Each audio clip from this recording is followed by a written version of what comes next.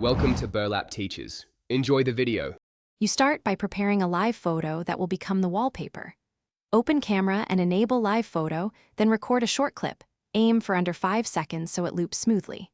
Once done, inspect the clip in Photos and trim any dead frames. This reduces length and file size.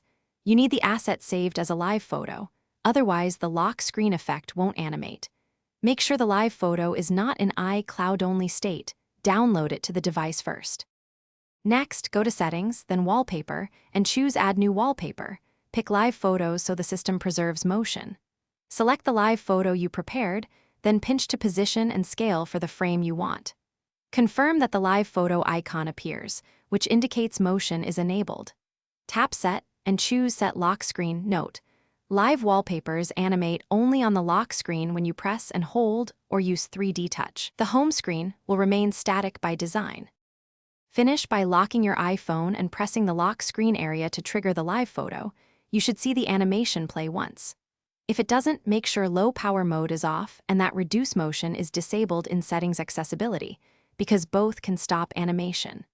Once you've adjusted settings, try setting the wallpaper again. If problems persist, reboot the iPhone and reconvert the file to a native live photo format. If all else fails, recreate a shorter live photo and retry. Thanks for watching. Consider subscribing if this video helped you.